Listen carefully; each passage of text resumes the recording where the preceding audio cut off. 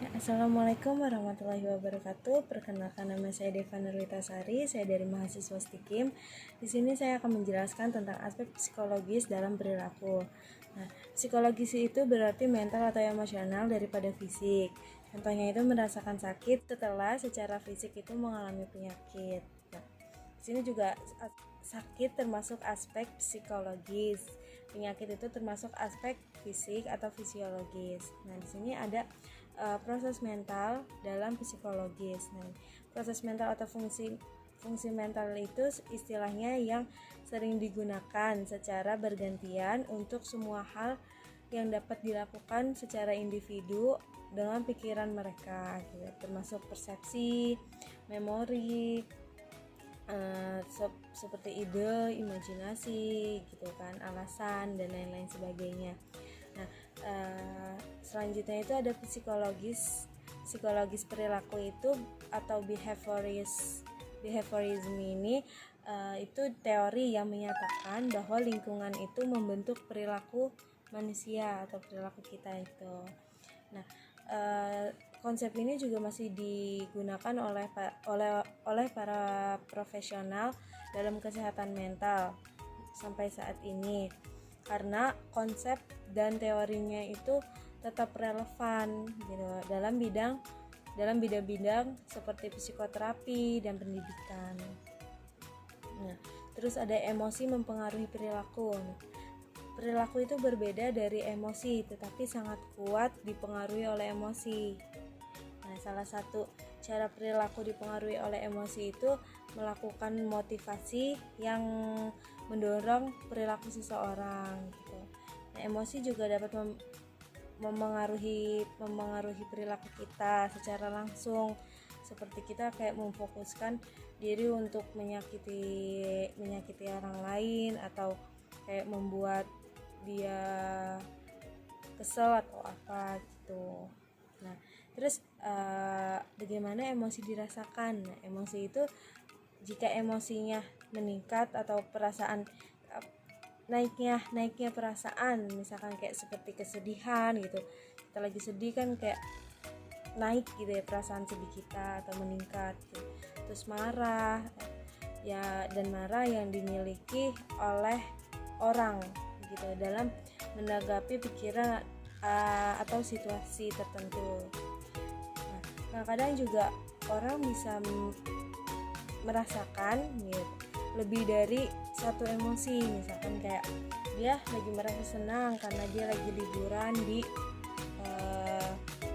naik perahu gitu ya, tapi dia ada satu sisi dia juga takut naik perahu karena nggak bisa berenang gitu. Nah, perasaan dan ada juga perasaan versus emosi. Perbedaan mendasar antara perasaan dan emosi itu bahwa perasaan itu dialami secara sadar. Emosi itu hanya memanifestasikan secara sadar dan tidak sadar. Dan beberapa orang juga tidak bisa memahami gitu kedalaman emosi mereka masing-masing untuk waktu yang bertahun-tahun atau bisa juga seumur hidup gitu kan. Perilaku manusia. Respon individu atau kelompok manusia terhadap rangsangan internal dan eksternal. Nah, ini mengacu pada berbagai tindakan fisik dan emosi yang dapat diamati terkait dengan individu serta ras manusianya ya. Ada strategi anteseden. Nah, strategi anteseden ini strategi pencegahan atau preventif yang dapat diterapkan itu di sekolah, rumah, atau pusat untuk mengurangi terjadinya perilaku bermasalah. Itu bisa juga dengan mengubah atau mengendalikan si pendahulunya ya, yaitu lingkungan atau konsekuensinya gitu yang dapat mempengaruhi perilaku manusia. Nah, di sini juga ada komponen perilaku. Nah, komponen perilaku ini termasuk biologi, lingkungan, kognisi, dan emosi. Nah, masing-masing komponen ini berkontribusi pada produksi perilaku dengan caranya dengan caranya yang unik, dengan cara-cara sendirinya yang unik gitu. Nah, masing-masing ini dapat berinteraksi dengan satu atau lebih untuk menghasilkan perilaku. Nah, di sini ada teori perilaku atau behaviorist tadi.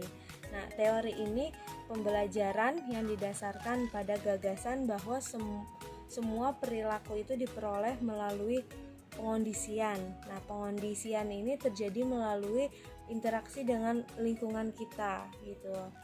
Nah, para ahli perilaku juga percaya bahwa respon terhadap rangsangan lingkungan itu membentuk tindakan kita gitu, termasuk juga tindakan kesehatan dan termasuk tindakan kesehatannya juga.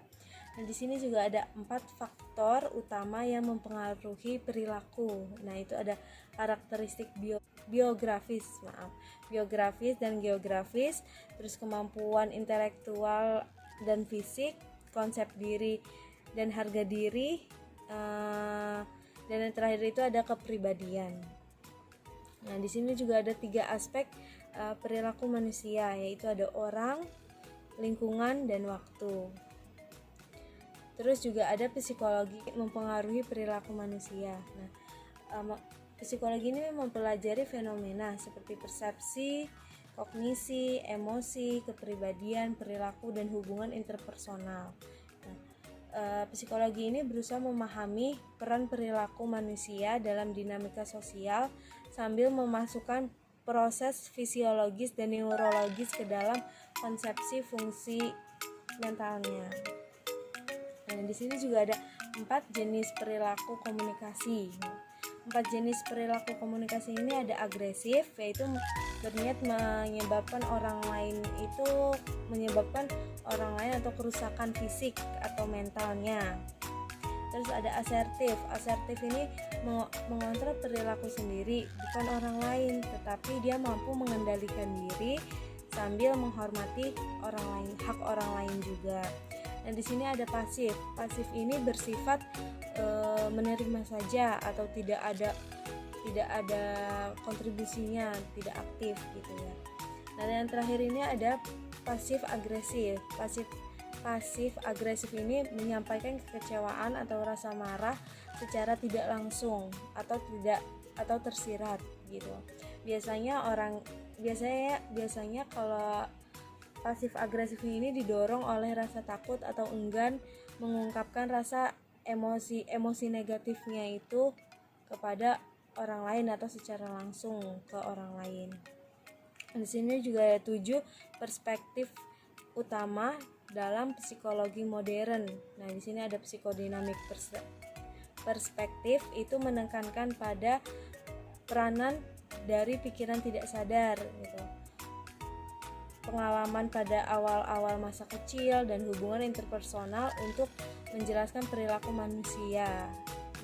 Nah, yang kedua itu ada behavioral.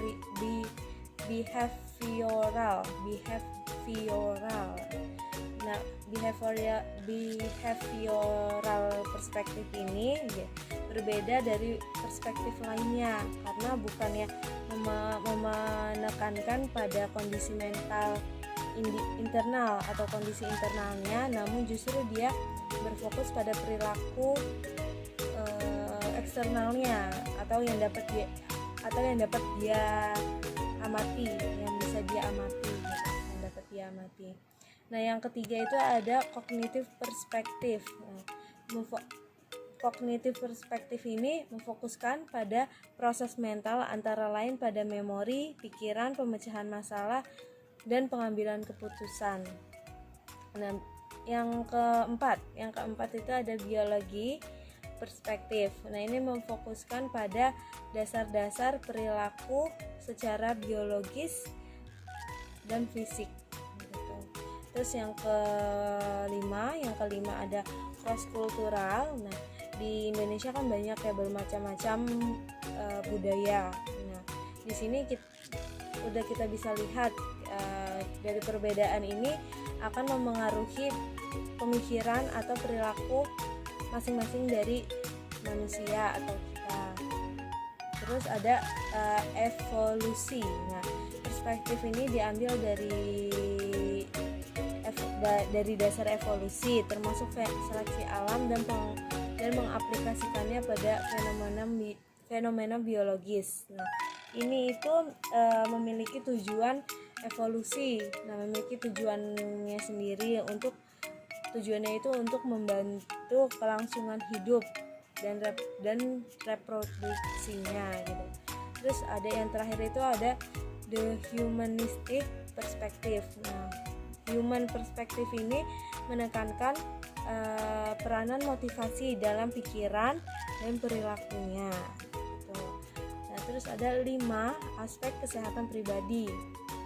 Ada fisik, emosi, sosial, spiritual, dan intelektual.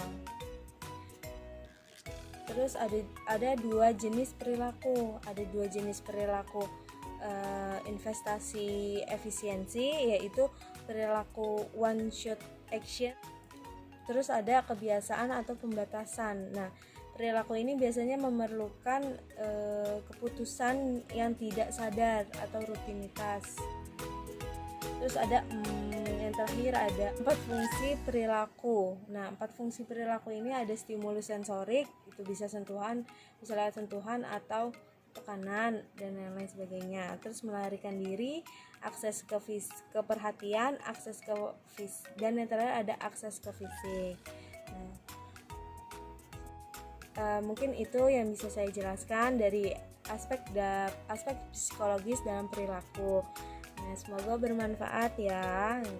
Jangan lupa di like, comment, and subscribe, dan jangan lupa di share ke semua teman-teman kalian. Ya, terima kasih. Itu yang bisa saya sampaikan. Mohon maaf kalau ada salah-salah kata atau perbuatan. Kalau misalkan masih terkata-kata, mohon dimaafkan karena saya juga masih belajar. Terima kasih. Assalamualaikum warahmatullahi wabarakatuh.